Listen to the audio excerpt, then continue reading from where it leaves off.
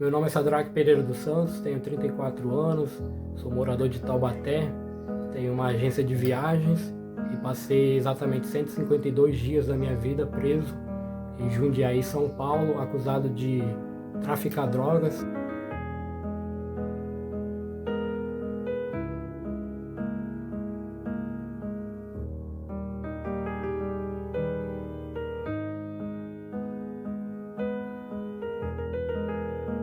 Estava voltando de uma viagem a trabalho de Mato Grosso e ao pousar no aeroporto de Guarulhos às 20h37 aproximadamente, dois agentes da Polícia Federal entraram dentro do voo, com um papel na mão. Chegaram ao lado do meu assento e perguntaram pelo meu nome. Eu estava com fone de ouvido, a moça me cutucou. Eu tirei o fone e falou: "Você é Sadraque Santos?" Eu falei: "Sim."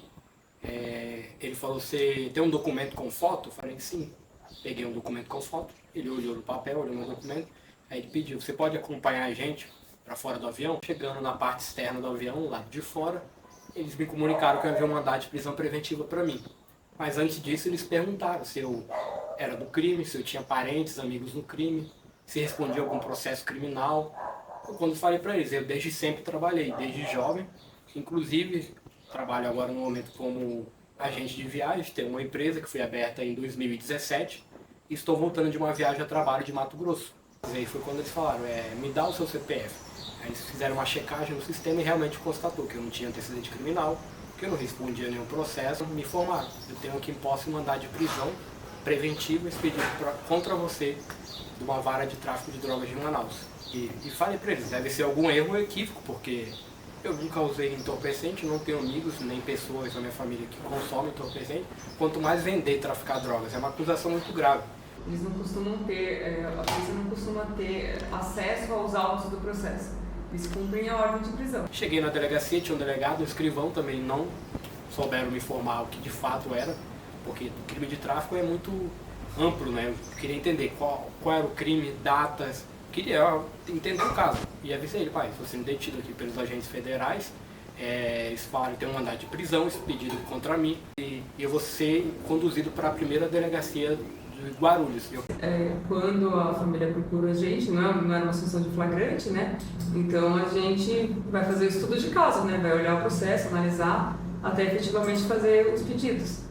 Aí foi feito o pedido foi negado, né? O pedido de recuperação de prisão preventiva foi negado. São presentes os requisitos, né? Que ela fala que ele deve ficar preso para garantia da ordem pública. Uma vez decretada, em termos práticos, as prisões são mais mantidas do que revogadas. Minha mãe chegou na delegacia por volta das 11 da manhã. Eu não tive contato com a minha mãe, porque os policiais não deixaram ela falar comigo. Falaram que poderia deixar uma carta à mão. Foi quando ela deixou uma carta à mão, falando que não tinha ainda esclarecimento do caso, mas que já tinham contatado uma advogada e que era para eu ficar calmo e confiar em Deus que tudo seria resolvido. Eu fui levado para Jundiaí, que é bem mais longe que Guarulhos, aproximadamente 190 quilômetros de Taubaté. Foi quando uma esposa de um detento, companheiro de cela meu, falou para mim que poderia mandar um recado para fora, eles chamam de pipa. E foi quando chegou o primeiro telegrama da minha mãe. Eu perguntei da advogada: "Eu estou preso por causa de uma pessoa que foi presa dentro do avião traficando drogas." Ela falou: "Sim." "Mas o que eu tenho a ver com isso?" "Eu tenho uma agência de viagens, eu comercializei uma passagens para essa moça." Um caso de 2018, quase 7 anos depois, a Justiça tentaram te intimar no endereço que você reside em Manaus. Como eles não te encontraram, eles expediram um mandado de prisão preventiva numa tentativa de te achar, de te localizar. Eu falei: "Mas eu tenho residência fixa em Taubaté também. A minha empresa está com o endereço alterado para Taubaté desde 2021. Ou seja, a Justiça não fez esforço para me achar. Até porque se eles colocassem no Google, você sabe onde eu moro, meu CNPJ, meu CPF, porque os golpistas de WhatsApp sabem onde eu moro, sabem tudo da minha vida.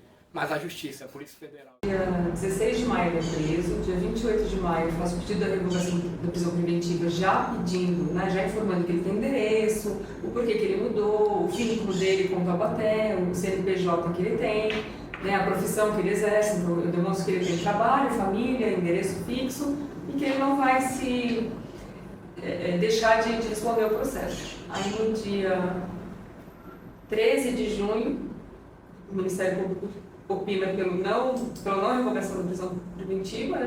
mas eles não esgotam os meios, né, de procura. Eles não encontraram o endereço que eles tinham e pediram a prisão dele para que ele respondesse o processo. Me acolheram, então, logo que eu cheguei lá, como eu te falei, não tinha itens básicos de higiene, então, essas pessoas que me ajudaram. E eu expliquei meu caso para eles. Olha, eu sou preso aqui por X e N motivos, eu não sei ainda totalmente o meu caso. Eles entenderam que eu era uma vítima do sistema.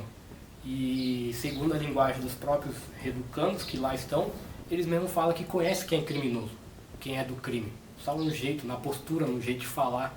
E em mim eles não viam isso, porque a minha linguagem é diferente, eu não xingo palavrão.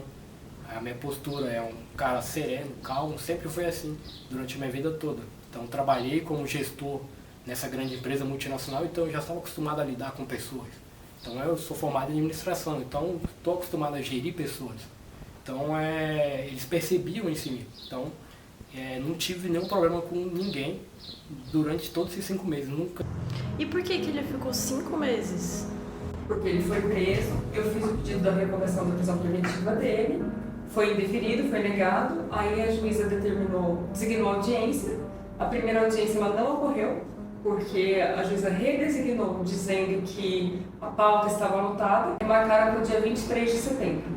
No dia 23 de setembro foram ouvidas testemunhas, aí não teve materialidade. O Ministério Público se manifestou, a promotora se manifestou, também pedindo a absolvição dele, porque também entendeu que não houve prova do envolvimento dele com o crime. E aí, na sequência, eu me manifestei, que é a sequência lógica do processo, e aí foi preferida a sentença, reconhecendo a inocência dele. Então esse é o sentimento meu, de revolta. De 7 anos depois eu estou pagando um crime que eu não tive ciência, não conhecia a pessoa, não tinha prova nenhuma. As provas anexadas pela Polícia Federal é prints de conversa que confirmam a minha atividade. Ela pede passagens, eu envio orçamentos, envio valores, ela envia os dados e é feita a compra e pagamento dos bilhetes. Tanto é que no próprio processo, que ocorre em sigilo, lá eles falam que o Sadraque Pereira dos Santos, agência de viagem, CNPJ tal, endereço tal, comercializou passagens aéreas.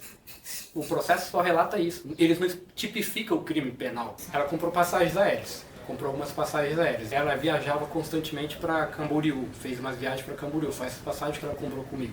Todos os clientes meus, eu não entro no detalhe da vida pessoal. Eu até brinquei com ele, ainda que você perguntasse, dificilmente ele ia dizer o que ele ia fazer se fosse alguma coisa irregular, né? E se ele ia dizer que isso tem a ver com isso, e se fosse uma coisa ilícita, certamente não ia dizer. Eu nunca viajei com ela, não conheço ela pessoalmente. Se manifestou pedindo pela absolvição, reconhecendo a improcedência da ação penal, reconhecendo a inocência do Sadraque, e na sequência eu me manifestei no mesmo sentido, né? E ele foi solto, absolvido, reconhecido a inocência dele. Foi tudo como se uma criança nascesse e começasse a entender o mundo. Então, quando eu saí, parecia tudo novo para mim. O carro passando na rodovia, dirigir, olhar o céu, as árvores, ver as pessoas, ter conversas edificantes que eu não tinha lá dentro. Então tudo foi como recomeçar mesmo, do zero. Como uma criança que acabou de nascer e vai começar a crescer e ter fases na vida. Eu ainda estou nesse processo, tentando retomar a vida, que é difícil, depois de um baque desse, grande, né? Nunca esperei nos piores pesadelos da minha vida ser preso, porque eu sempre segui as regras, sempre segui as leis, respeitei a sociedade, respeito as pessoas, cumpro com minhas obrigações perante a lei, então é chocante, é triste, mas Deus quiser, com a ajuda dele eu vou caminhar. Passa um filme na cabeça, né, de tudo, mas acho que o principal filme que passa na cabeça é a saudade de fazer as coisas que você gosta, saudade da família, né, então é muito complicado, porque eu estava trabalhando, fui preso trabalhando. Então é complicado você assimilar, e depois que você consegue entender o caso lá dentro, e depois que eu saí aqui fora e comecei a olhar mais o caso, é mais revoltante ainda, é tudo mais chocante ainda. Então é difícil. Eu espero mesmo que a justiça olhe com atenção esse meu caso e veja isso, porque eles destruíram uma vida de uma pessoa comum. Nível, né?